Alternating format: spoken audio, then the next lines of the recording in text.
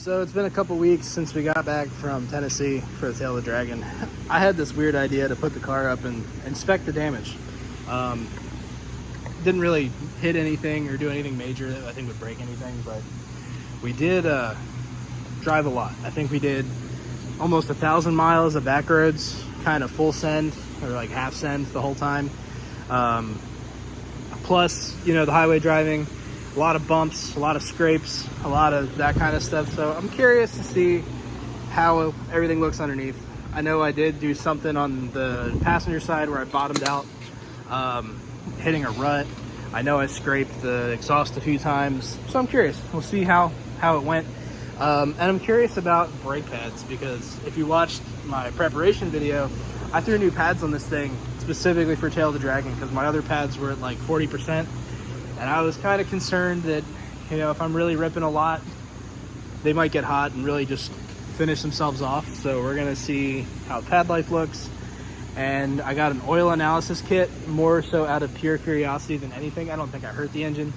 I got it kind of hot a couple times. The oil temps did get over 280. But I built this engine myself. This was the first LS I ever built. And I'm not a professional engine builder. This was a plastic gauge and slap that bitch together type of build. So yeah, really I'm curious about how it's wearing and stuff, just because I built it on my own and I wanted to know what that was like anyway. And I figured after an event like that, there's no time like the present. So I'm going to put this the rest of the way up, drain the oil, check it out, see what's what. So under the car, definitely some scraping on the exhaust. Scrape my ceramic coating off, that kind of not a big deal kind of stuff. Yeah, a lot of scraping. Everything else looks cool. We got an oil leak now. Oh no, I wonder where that's coming from.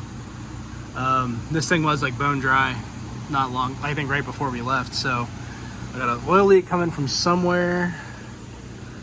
Can't really see anything right now, but it's definitely leaking. I wonder if it's maybe it's a rack boot or something, leaking power steering fluid. I don't know, but it picked up a lot of dust, whatever it was. It's all over the leaf spring and on that side, so I really bet it's, I mean, look how wet that boot is. Well, that's good to know. I think I have those tie rods anyway, because like the rod ends are all blown out and I wanted to put new ones on and align this thing to like a track spec for a while. Just never really got around to it. So yeah, that's definitely my oil leak, but everything else looks cool. Dang. That was really slinging. I mean, it was working hard. I can't really say I'm surprised, but yeah, there's my broken wheel speed sensor that I still need to replace. Everything down here looks cool. So I guess I'm gonna drain the oil out of this thing and get the sample for Blackstone Labs and get that ready to send out. Yeah, a little exhaust leak, it looks like. Yeah. So yeah, oil looks good other than just being old and dirty. No metallic-y bits coming out or anything, so can't be upset about that. I got my sample, gotta bottle that back up and send it to them. So yeah, a couple minor things. This thing broke, this piece, and I thought I heard it flapping while we were driving around down there, so it definitely did, and it looks like it wore a lot of the paint off and it flash rusted, so I'm gonna sand that down and spray it with something and then actually like attach this thing so it doesn't do that, and you know, keep the computer dry. And it looks like we had a little incident. I scraped my oil pan. I think there was one turn that I distinctly remember that had like a ton of compression and the whole thing scraped. I got my headers. I got that one too, I'm assuming, since the heat wrap's all torn up more than it was. And I got the bottom of the oil pan. So that could have been bad, but crisis averted, I guess. And then I was looking in the wheel. You can see that rub mark there. It didn't scratch the powder coating, but there's like a ton of grease in this wheel, which could be from the rack boot. But I'm gonna pull that wheel off and see what's going on in there, make sure nothing rubbed. And then we can check the pad life, see how much pad we burned. Drained my transmission fluid to see if it was any kind of, you know, clearly metallic, and maybe that was part of my reverse issue, but as of right now, it's just dark red. It's very dark for being probably 20,000 miles old. So that is concerning, but I'm gonna put some fresh fluid in this thing and see if that helps.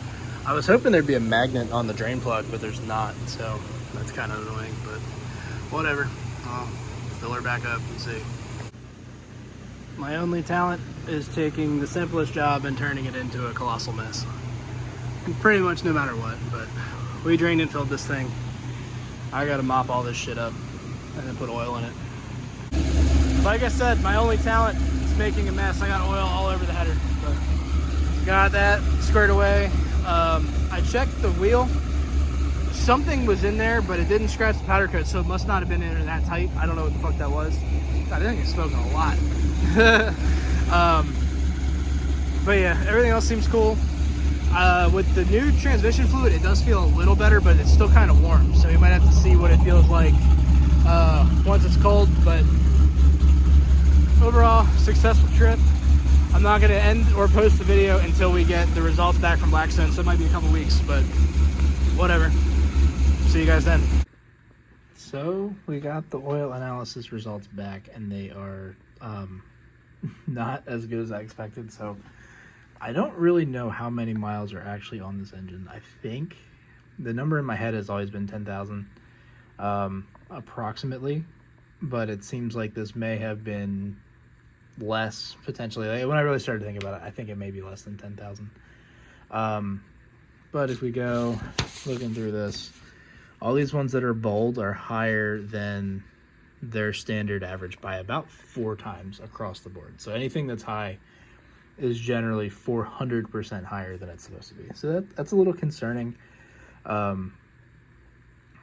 Like I said, I didn't think I heard anything. I was more curious than anything. Like silicon, I don't know what that would be. That one's actually double, but like the metals themselves, like chromium, they usually have 1 part per million chromium. I have 4 parts per million.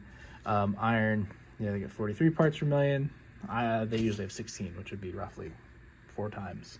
That kind of stuff is kind of weird. The lead content is pretty high, stuff like that. So I do kind of want to tear the, I wanted to pull the valve covers anyway and check the check the valve guide wear and everything. I blew one engine up very early on. It was the first engine I ever built because my valve train geometry was a little off. So I've always been kind of conscious of checking those. So I wanted to check that anyway. The other thing is they do 3,500 mile intervals to get these samples. I ran this for at least 5,000. It may have even been a little higher. So again, this isn't probably the best sample, but more than anything, this makes me want to do another. So I guess we'll put some miles on the car and see what happens. But we got the results back. They're not great, but oil pressure is good. It runs good. Everything seems fine. It's just the results are a little high. So I'm not going to put any real concern into this yet, but I'm definitely curious. So thanks for watching. I'll see you guys next time.